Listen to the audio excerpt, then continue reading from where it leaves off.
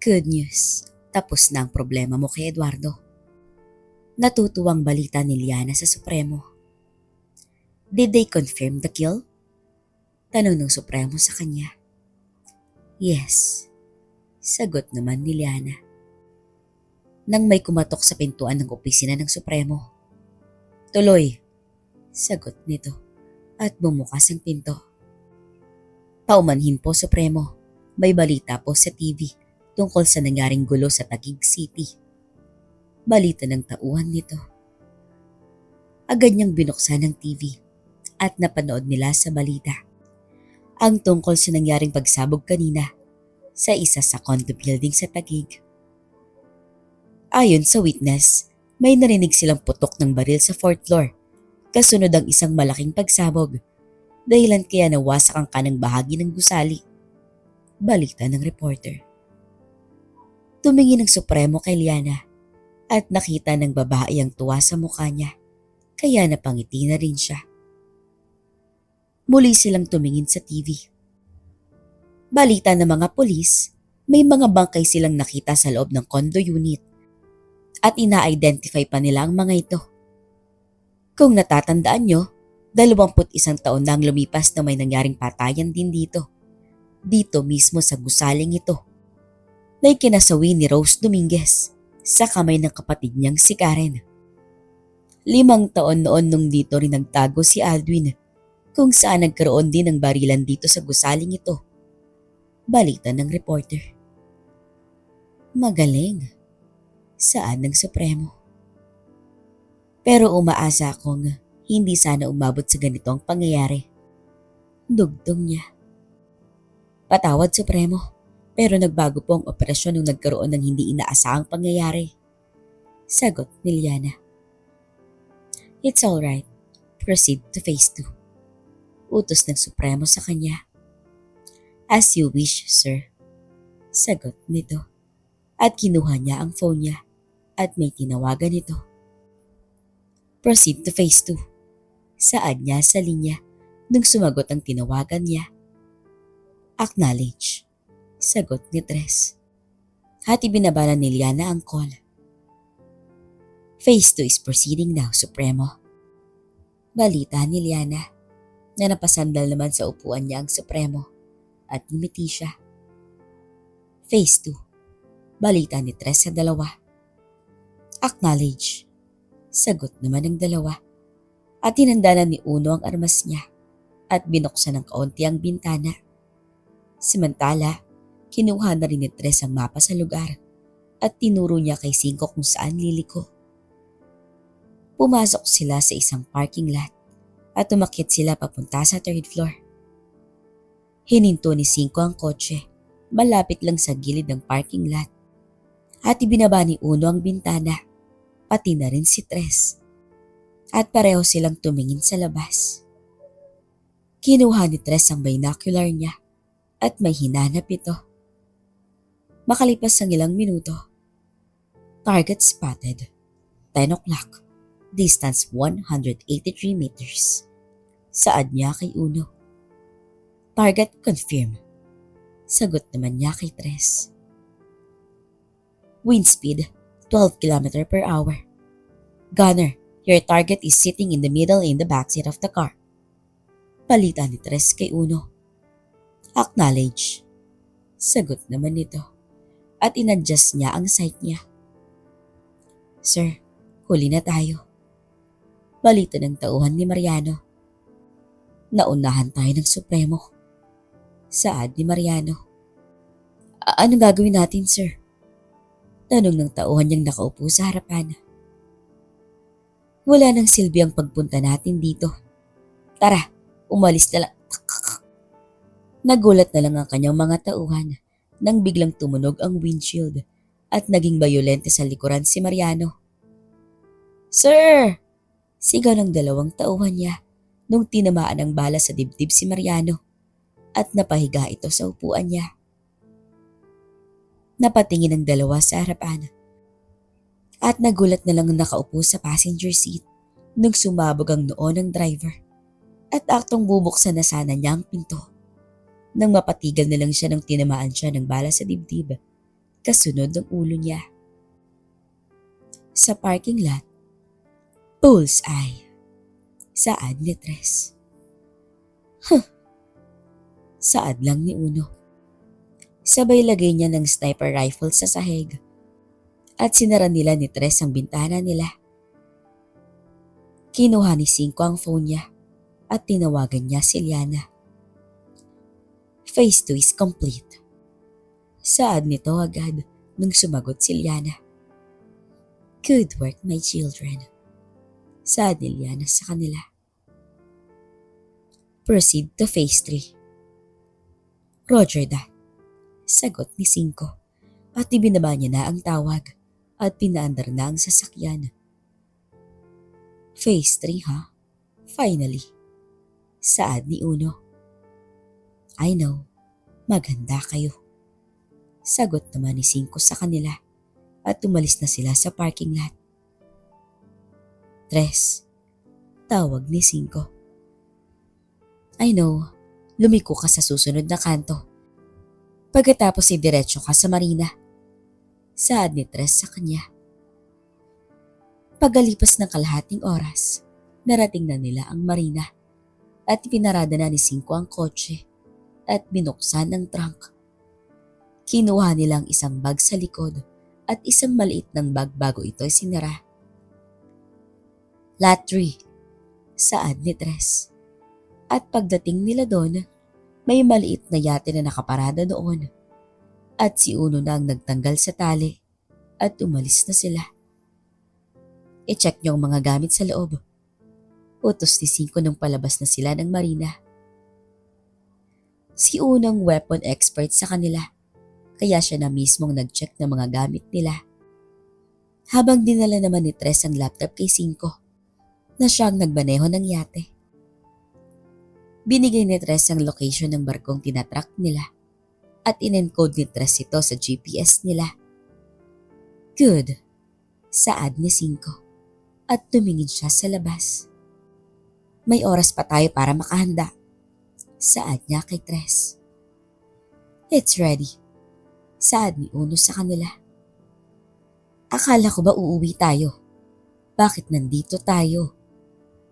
Tanong ni Uno kay Cinco. Tumahimik ka na lang at sumunod sa utos ni Mother. Saad ni Cinco sa kanya. Alam mo Uno, masakit ka minsan sa ulo.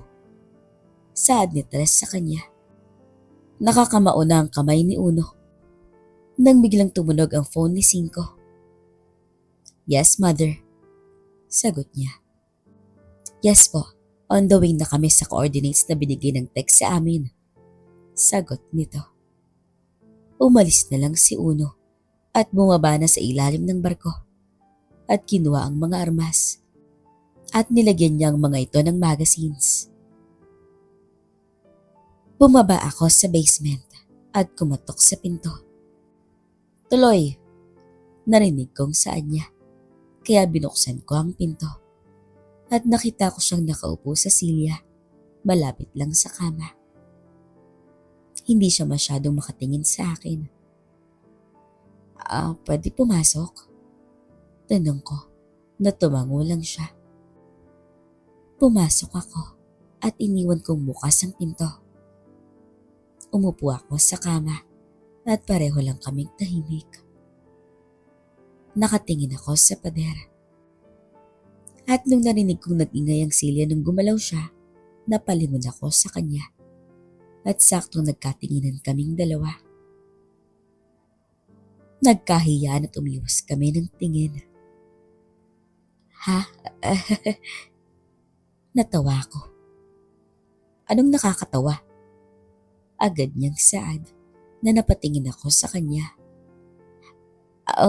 Wala. Sorry. Saad ko na agad akong tumingin muli sa pader. Ang tanging narinig ko sa kanya. At narinig kong umingi ang silya niya. Kaya naman lumingon ako ng kaunti sa kanyang direksyon. Bakit? Sorry pero natatawa lang ako sa sitwasyon natin ngayon. Saad ko sa kanya. Anong nakakatawa sa sitwasyon natin? Natatawa ka na maraming tao ang namamatay? No, not that. I mean, sa ating dalawa ngayon ang tinutukoy ko. Saad ko sa kanya na umiwas siya ng tingin at kita kong parang nahiya siya sa sinagot niya sa akin kanina. Hey, tawag pansin ko sa kanya. Yeah? Ano na ngayon ang mangyayari sa atin? Sa akin? Tanong ko sa kanya na tumingin siya sa akin at tumayo siya. Alona? Tanong ko na dumaan lang siya sa harapan ko at sinara ang pinto. Sabay sandal rito. Hindi ko alam. Sagot niya sa akin. Sabay lakad niya papalapit sa akin at tumayo sa harapan ko. Tumingala ako para tingnan siya nang bigla siyang lumuhod at niyakap ako. Alona, gulat kong saad sa kanya na nararamdaman ko ang pagtibok ng puso niya nang dumikit ang dibdib niya sa dibdib ko. Kaya niyakap ko na rin siya at dinikit ko ang ulo ko sa ulo niya. Alona, muli kong tawag sa pangalan niya. Nagumalaw siya at tumingin sa akin. Ken, napangiti ako at dahan-dahan na naglapit ang aming mga labi hanggang sa naghalikan kami. Halinghing lang ang naririnig ko kay Alona, kaya hinila ko siya at dahan-dahan kaming napahiga. Nung kumalas kami, tumingin siya sa mga mata ko. I wanted to tell you how much nahihiya niyang saad sa akin na hinalikan ko siya sa labi. Nung umatras ako, nakita ko pang nakapikit ang mata niya at nung binuka niya ito, tumingin siya sa akin. You don't have to say it. Alam ko, dahil mahal rin kita. Saad ko sa kanya na nahiya siya at sinubsob ang mukha niya sa leeg ko. Parang kinilig si Alona sa sinabi ko sa kanya dahil naririnig kong tumatawa siya ng mahina. At tumigpit palalo ang pagkapit niya sa akin. Natatawa ako at nagulat dahil may ganitong side pala si Alona. Siyempre babae nga naman siya. Pero iba talagang impression ko sa kanya dahil aktong mato ng datingan niya. At parang naisip ko pa nga minsan na baka tibo itong si Alona at nagawa lang niya yun dahil sa init. Pero ngayon, na-confirm ko na talaga na totoong babae nga siya. Na nakakaramdam din ng pagkakilig at excitement. Ken? Yeah? I love you. Saad niya na napapikit ako at niyakap ko siya ng mahigpit. I love you too. Sagot ko. Bumangon siya at marahan na gumalaw. Alona, nakangiti kong saad sa kanya na pinikit niya ang mata niya at inextend niya ang nguso niya na nakikita kong nagpapakyut siya sa akin. Kaya ginaya ko rin siya at inangat ko ang ulo ko para mapadikit ko ang nguso ko sa kanya. To me, saad ni Alona. Shh, saad niya sa akin. Bakit? Baka kasi may asungot sa labas ng pinto. Saad niya sa akin. Kaya naalala ko si Presi. Don't worry. Mag-iingat ako. Saad ko sa kanya na ngumiti lang siya. At doon na uminit ang mga tagpo. Ibang klase ang pinaramdam sa akin ni Alona ng mga oras na yun. Halata sa impression niya na nagugustuhan niya ang mga nangyayari. At ilang sandali pa ay sabay na namin naabot ang sukdulan. Pagkatapos, kita kong namumungay ang kanyang mga mata. Humalik si Alona sa akin at itinukod ang isang siko sa tabi ng ulo ko at ipinatong niya ang mukha niya sa palad niya at hinimas ang mukha ko. I have died every day waiting for you. Saad niya bigla sa akin. Ngumiti siya at tumalik sa labi ko. Barbie, don't be afraid. I will love you for a lifetime.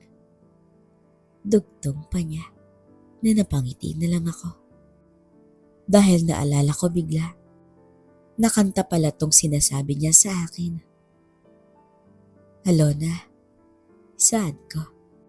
Naniyakap ko siya ng mahigpit at sinumsub na lang niya ang mukha niya sa leg ko at natawa. Alam ko kanta yun eh. Saad ko sa kanya na parang nahiya siya dahil pilit kong inaangat ang ulo niya na ayaw niya. Kaya natawa ko sa inasal niya. Huwag kang tumawa. Saad nito na kinurot pa niya ako sa tagiliran. Okay, hindi ako tatawa. Saad ko sa kanya. Hiniga niya ang ulo niya sa balikat ko. Inabot ko ang kumot sa tabi at itinakip to sa amin. At pansin ko nga parang nakatulog na siya. Grabe talaga to. Kanina ang lakas ng energy. Tapos ngayon, saad ko na lang sa sarili ko. Tinignan ko ang mukha ni Alona na parang payapa na siyang natutulog sa ibabaw ko. Kaya napangiti na lang ako at tinalikan ko siya sa labi at niyakap ko siya. Narinig kong galing sa kanya. Gumalaw siya ng kaunti at pumikit na rin ako. Ayon sa investigasyon, may mga bangkay silang nakita sa loob ng condominium. Pero hindi pa nila matukoy o makilala kung sino ang mga ito. Balita sa TV na pinapanood ng Supremo. Liana, tawag niya sa sekretarya niya. Po, Supremo? Tanong niya. Nasa na sila ngayon? Nasa dagat na sila, Supremo. Papunta sa lokasyon nila Rosana. Magaling. Balitaan mo na lang ako sa operasyon nila. Saad ng Supremo. Sabay tayo nito at naglakad papunta sa library para ibalik ang librong binasa niya. Aalis po kayo, Supremo? May kailangan pa akong gawin. Ikaw na munang bahala rito. Masusunod po, mahal na Supremo. Sagot ni Liana sa kanya. Lumabas na ng opisina ang Supremo at tumigil ang kanyang mga tauhan na bawat nadadaanan niya. At pagdating niya sa harap ng elevator, lumapit sa kanyang isa sa tauhan niya. Nakahanda na po sa baba ang sasakyan niyo, mahal na Supremo. Maraming salamat. Sagot nito at sinamahan siya nito sa loob ng elevator, pababa sa lobby. Ipagsabi mo sa mga tauhan natin na magbantay sila ng maayos. Masusunod po, mahal na Supremo. Sagot ng tauhan niya. 2 hours pa bago natin marating ang coordinates nila. Saad ni Cinco. Plenty of time to set a trap. Saad naman ni Tres. Hindi niyo ba naisip? Tanong ni Uno sa kanila. Ang alin? Tanong naman ni Cinco. Na baka wala na sila sa lokasyon nilang yun? Paliw ka ba? Tanong ni Tres kay Uno. Tres, kumalma ka. Saad ni Cinco. Hindi mo ba nakikita to? Pakita ni Tres sa laptop kay Uno. Ito ang coordinates nila at malalaman natin kung wala na sila dahil magbabago ang coordinates sa monitor. Palibhasa wala kang ibang alam kundi ang pumatay. Saad ni Tres kay Uno nang biglang bumunot ng baril si Uno at tinutok to kay Tres. Bumunot din si Tres at nag-Mexican standoff ang dalawa. Stop it! Put down your weapon! Sigaw ni Cinco sa dalawa. Pero hindi nakinig ang dalawa. Kaya hinawakan ni Cinco ang kanilang mga baril at binaba niya ito. Maswerte ka. Saad ni Uno sa kanya na tinignan naman siya ng masama ni Tres. Magkapatid kayo. Bakit kayo magpapa... She is not my sister. Putol ni Tres kay Cinco. Dito! Sagot din ni Uno. Sabay ngiti niya. One of these days, sister. Saad ni Uno kay Tres. Make sure maunahan mo ako. Kundi, pang. Saad ni Tres kay Uno na tumalikod na siya at tumalis. Stupid. Saad ni Tres. Shut up! Saad ni Cinco sa kanya. Naglanding na ang helicopter na sinakyan ni Cello at Rosana sa barko niya. At nagmamadali silang bumaba sa helipad at sinalubong agad sila ni Ken, Jared at si Rudy. Niyakap ni Cello si Ken. Anong nangyari? Tanong agad niya. May nangyaring gulo. Babe, ang kondo natin. Malungkot niyang saad. Tara sa loob, doon na tayo mag-usap. Saad ni Rudy. Kaya pumasok silang lahat sa loob at doon na sa mess hall sila nagtipon.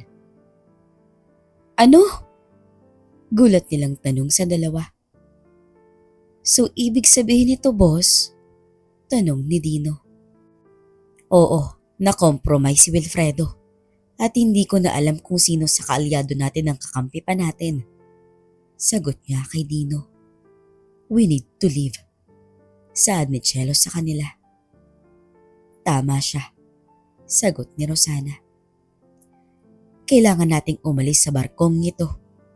Sabay tingin ni Rosana sa pintuan ng mess hall. Hindi natin alam kung ligtas pa ba tayo dito o hindi. Dagdag pa niya. Diyos ko. Sige, kakausapin ko si Aida para makapaghanda na. Saad ni Rudy. At agad na siyang lumabas ng mess hall. Si Julie. Saad ni Jared. Na agad din siyang umalis para puntahan ng nobya niya. Nino, Sonny. Tawag ni Rosana sa dalawa. Boss, maghanda kayo. At huwag niyong ipahalata kahit kanino sa kuro ng barkong ito ang plano nating pag-alis. Utos niya sa dalawa. Opo, boss. Sagot nila at umalis na rin sila. Things are getting out of hand, babe. Saad ni Cello kay Ken. Kailangan din nating maghanda. Sagot naman ni Ken kay Cello. Yeah, I'm worried about Ken. And si Francine, kailangan ko rin palang kontakin si Ate Divina. Huwag mo na munang gawin yan, Cello. It's best na we keep them away from this. Suggestion ni Rosana sa kanya. That is not your call, Rosana. Babe, tama siya. The best way to protect them is to leave them out of this. Saad naman ni Ken. Hindi na nagsalita pa si Cello. Mama, tawag ni Jason nung pumasok siya ng mess hall. Iha, aalis tayo ngayon kaya mag-impake ka na. Saad ni Rosana sa kanya. Kinontak ako ni Francine sa Facebook at sinabi niyang pauwi na sila at nasa airport na sila ngayon. Oh God! Napatakip na lamang si Cello sa bibig niya. This is not good. Saad ni Rosana. Sabay tingin niya sa pintuan at tumingin siya sa mag-asawa. What's wrong? Tanong ni Ken sa kanya. Naalala niyo ba ang sinabi ko sa inyo kahapon? Na ano? May tauhan akong nagbabantay sa anak niyo. At kung kinontak ni Francine si Jaisal sa Facebook, ibig sabihin nito, saad ni Rosana, sabay tingin niya kay Jaisal. Oh God! Nasambit na lamang ni Ken. Sabay bunot ni Cello ng baril niya at tumakbo siya papunta sa pinto. Kasunod niya si Rosana. Habang tumakbo naman si Jaisal kay Ken at yumakap siya. "Dito ka lang, iha," saad ni Ken sa kanya. Sabay turo ni Chelo sa kanila.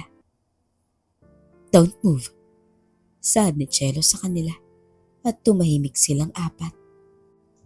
Nakarinig sila ng yapak sa labas ng pinto at biglang tumahimik ito. Tinuro ni Rosana ang ref. Kaya dinala ni Ken si Jaisal sa gilid nito para magtago, habang umatras naman palayo sina Chelo at si Rosana. Narinig nilang may kumatok sa pinto. "Si Dino to," saad niya. Kaya tumango si Chelo at lumapit si Rosana sa pinto. Agad niya tong binuksan at pumasok sa loob si Dino. "Bakit? Anong nangyari?" tanong ni Rosana sa kanya. "Boss, tahimik ang buong barko," saad ni Dino sa kanya. "Kailangan na nating makaalis dito," saad ni Dino sa kanya. Sumenya siya kay Chelo na siya naman ang pagsenyas kay Ken. Na agad silang lumabas sa gilid ng ref ni Jaisal. At pagbukas nila ng pinto, nakita nilang naghihintay na sa labas si Sonny. "Tara na," saad ni Sonny sa kanila. Kaya lumabas sila at dumaan sa kaliwang side ng barko, papunta sa kwarto nila Rudy. Kumatok si Ken at binuksan sila ni Rudy. "Pa, aalis na po tayo." Mahinang saad niya rito. "Sige anak. Aida, tara na." Tawag niya rito. Nabitbit ni Aida ang maliit na bag at sumunod sila kay Ken. Nauna si Sonny papunta sa dulong pintuan ng hallway. "Nasaan si Jared?" tanong ni Rudy. "Nandito ako, Lo," sagot naman ni Jared nang lumabas sila ni Julie sa isang hallway. "Ano bang nangyari?" tanong ni Julie kay Rosana. "Wilfredo has been compromised." "God, we should have killed that guy a long time ago," saad ni Julie sa kanya. "Nagawa ko na yan," saad ni Rosana sa kanya. "Mama," tawag ni Jaisal sa kanya. "Jared, take your sister and the rest of them downstairs," utos ni Rosana sa kanya. "Paano kayo?" "Don't worry, boy. I got her ass covered," sagot ni Chelo. Kinasa ni Julie ang baril niya. "I'm here too." "No, sasamahan ko kayo sa anumang—" "Move!" saad ni Chelo sa kanya. "Makinig ka sa akin. Kami ang bahala sa kanila, kaya mauna na kayo sa baba," saad ni Rosana sa kanya. "Don't treat me as useless as my—" Hinawakan ni Chelo ang bibig niya at pinisil ito. "Say one nasty thing about my son," banta ni Chelo sa kanya. Nainatras naman ni Jared ang bibig niya para matanggal sa pagkahawak ni Chelo. "Yes, ma'am," sagot na lang niya. "Dito tayo." "Pa, sumama na kayo sa kanya sa baba," saad ni Ken. "You too," saad ni Chelo. "But babe," "No buts," sagot ni Chelo sa kanya. Kaya wala nang nagawa pa si Ken kundi ang sumunod. "Julie, right?" "Yes, ma'am," sagot niya kay Chelo. "Watch your back, bitch. You'll be in front and I'll take care of the middle," saad ni Chelo. "Who died and made you—" Tumahimik na lamang si Rosana nung tinignan siya ni Chelo. Sa kanilang tatlo, mas may experience si Chelo pagdating sa close quarter fight. At ilang beses na rin tong nakita ni Rosana, kaya sinunod na lang niya ang sinasabi ni Chelo. "Move!" utos ni Chelo nung nasecure na nila ang grupo. At dahan-dahan na rin silang naglakad papunta sa bridge ng barko. Tinaas ni Rosana ang kamay niya.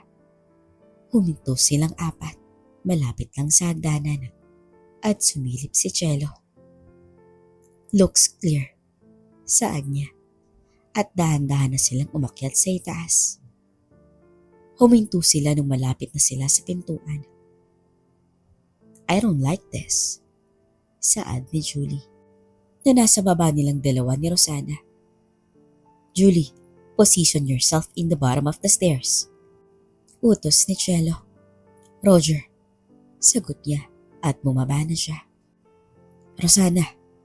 Tawag niya. Roger. Sagot nito. At dahan-dahan na silang umakyat papunta sa pinto. Inabot ni Cello ang doorknob at nagbilang siya ng 1, 2, 3. Sabay bukas niya ng pinto at nakayuko silang pumasok sa loob. Nagulat sila dahil walang tao. Nagkatinginan silang dalawa at nung tumayo sila, nakita na lang nila sa labas ang pag-angat ng helicopter. Kaya napatakbo sila sa labas at nakita nilang lumayo na ito. Oh shit! Napamura na lamang si Cello. Cello! Tawag ni Rosana. Sabay turo niya sa mga lifeboat na papalayo sa barko. What the hell is going on? Tanong ni Cello kay Rosana. The coast is clear.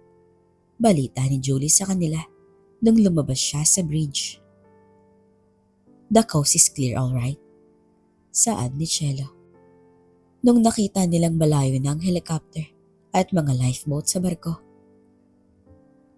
Pumasok sila sa loob ng bridge at nakita nilang nakasteady ang barko at hindi na ito tumatakbo.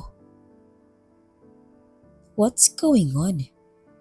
Tanong ni Julie sa kanila. It looks like they are setting us up. Saad ni Cello, sabay suntok niya sa mesa. Inangat agad ni Rosana ang radyo at pinindot niya ito. Sonny, tawag niya at maya-maya lang ay, Yes, boss? Narinig nila ang boses nito. Isakay niyo na sila at umalis na kayo. Boss, ano pong? Huwag nang maraming satsat, Sonny. Umalis na kayo ngayon din. Looks like we have company. Saad ni Cello sa kanila na napatingin sila sa radar at may tuldok silang nakita na papalapit na sa barko. Move! Sigaw ni Rosana sa radyo. Nagising na lang kami ni Alona sa lakas ng katok sa pinto, kaya agad kaming bumangon. At hinanap ang mga damit namin, pero hindi pa kami natatapos magsuot nang biglang bumukas ito. We need you now! Sigaw ni Presi sa amin na nagkakagulo pa kami ni Alona sa isusuot naming mga damit namin. Na nakita naman naming nakangisi si Presi. Get out of here! Sigaw ni Alona sa kanya, kaya sinara na ni Presi ang pinto. Nang matapos kaming magbihis, umakyat na kami sa itaas. At nakita namin silang nakatayo sa sala habang nanonood ng balita sa TV. Anong nangyari? Tanong ko kay Hepe. May balita tungkol sa nangyaring pagsabog sa Ortigas. What's wrong? Tanong ni Alona at tumingin siya sa TV. Nakita kong nasa telepono pala si Cain at may kausap ito. Understood. Guys, you need to hear this. Saad ni Cain sa amin at nilagay niya sa speaker ang phone niya. May masamang balita ako sa inyo. Yung balitang yan, nangyari to sa lugar kung saan napatay si Rosario. What? Gulat naming tanong sa kanya. Tama bang narinig ko? Tanong ni Hepe sa kanya. Oo, nung narinig ko ang balitang yan, kinuha ko agad ang information sa building. At natuklasan ko na si Eduardo pala nagmamay-ari sa buong 4th floor. Under the alias of Carding. Balita niya sa amin. Sino ang gumawa nito? Tanong ko. I'm still looking at it. Pero isa lang ang conclusion ko nung napanood ko ang CCTV ng building. Cain. Tawag ni Victor sa kanya. Guys, saad ni Cain. I think we are not the only group na humahabol kay Eduardo. Saad niya kina Alona at Presi. What do you mean, Cain? Tanong ni Presi sa kanya. Victor, tawag ni Cain. I believe the persons responsible for the incident is none other than the 3 sisters. Saad ni Victor sa amin. 3 sisters? Saad ko na nakita kong parang nagulat naman sina Alona at Presi nang marinig nila ito. Napaupo sa sofa si Presi at tinakpan ang bibig niya. 7. Saan niya kay Alona? At nakita ko na parang galit si Alona na nakatingin sa TV. No way. Anong sinasabi mo? Tanong ko sa kanya na lumingon siya kay Hepe. Believe me, I didn't know. Saad ni Hepe sa kanya. At kita kong hindi magandang balita ito sa kanila. Ano ho ba ang 3 sisters? Tanong ko sa kanila. Ken, may ibang grupo pa maliban sa kanila ni Alona at Presi. Saad ni Hepe sa akin. Ano ho bang ibig niyong sabihin? Hindi lang ang grupo ni Alona at Presi ang kasama sa proyektong yun. Saad ni Hepe sa akin. Second batch. Saad ni Presi. Ano? Gulat kong tanong. Rumor lang ito na narinig namin nung nasa facility kami. Pero ni isa sa mga kapatid namin ang may alam tungkol sa kanila. Saad ni Presi. Meaning, may iba pang grupo maliban sa inyo? Oo, sagot ni Cain. I'm sorry pero akala ko hindi na to lalabas. Saad ni Cain sa amin. Cain? Saad ni Hepe. Sa katunayan, Alona, Presi, pangatlong batch na kayo. Saad ni Cain sa kanila na kinagulat nilang 3. Pangatlo kami? Tanong ni Alona sa kanya. Sinong una? Tanong ko. Ako. Sagot ni Cain. Nagulat kaming 3 ni na Alona at Presi, pero kalmado lang si Hepe. Maliban sa amin, may sinundan pa pala kami? Tanong ni Presi kay Cain. Oo, ako ang kauna-una ang subject ni Eduardo noon. At nung nakitaan niya ako ng magandang resulta, ginawa niyang proyekto yun. Kwento ni Cain sa amin. Project Lalabay. Saad ko. Hindi, yun ang pangatlong proyekto nila. Ano pala? Tanong ni Alona. Reapers. Sagot ni Cain. Reapers, meaning? Tanong ko. Oo, true killers na walang emosyon at walang anumang takot kung pumatay. Seryosong saad ni Cain sa amin. May 5 tao lang sa grupong yun. Lahat sila nirecruit mismo ni Rosario. Hindi sila galing sa orphanage, kundi sa mga kalye lang na humihingi ng barya para makakain. Saad ni Cain. Si Mama. Saad ni Alona. Bakit ngayon mo lang sinabi to? Tanong ni Presi sa kanya. Dahil akala namin na wala na ang grupong ito nung sinalakay namin ni Cain ang facility ni Eduardo noon. Sagot ni Victor. Napatay ko ang 2 at akala ko nasama na sa pagsunog ng facility ang 3. Pero mali pala ako. Saad ni Cain. Tingin mo, buhay pa ang 3 yon? Tanong ko. Oo, sagot ni Cain. Hepe, wala ba kayong alam tungkol rito? Tanong ko sa kanya. Naumiling siya at tumingin kay Cain. Lalong nagiging delikado ang sitwasyon natin. Saad ni Cain sa amin. Bakit mo nasabi yan? Tanong ko naman sa kanya. Ang grupong yon ay pwedeng mareprogram sa kahit sinong marunong magmanipula sa isipan nila. Saad ni Victor. Kaya nga delikado ang sitwasyon natin. Dagdag pa niya.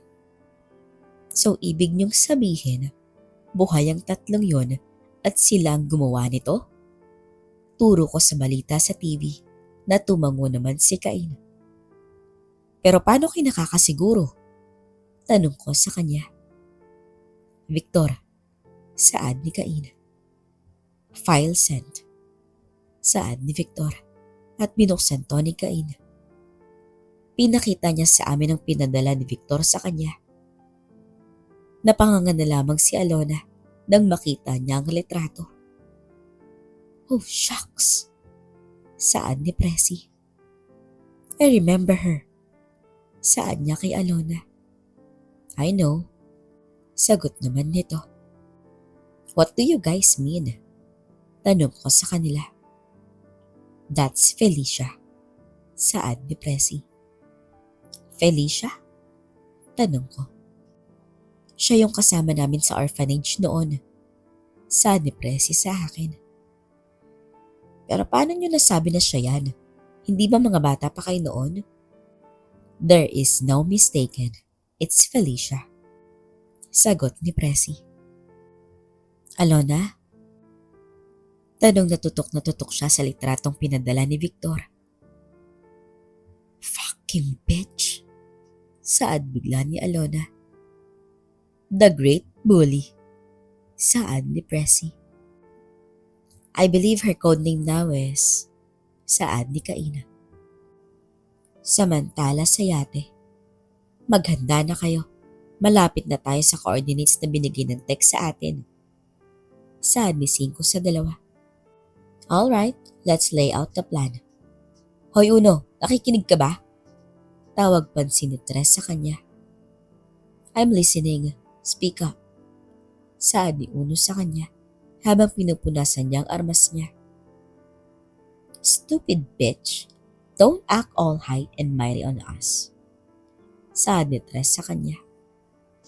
Stop it, malapit na tayo at nakikita ko na sa malayo ang barko, saad ni 5. Nung tinignan niya ang barkong nakasteady lang sa malayo gamit ang binocular niya. Alright, let's go with the plan one more time, saad ni Tres na nainis siya dahil parang hindi nakikinig sa kanya si Uno. For heaven's sake, listen up, saad niya kay Uno na tinignan lang siya nito at muling tinuon ang atensyon sa armas niya. When this thing is over, I'm going to do what I should have done long time ago, banta ni Tres sa kanya na muling tumingin sa kanya si Uno. I'm going to kill you, Felicia, saad ni Tres. Nakinasan ni Uno ang armas niya at tumingin ng masama kay Tres.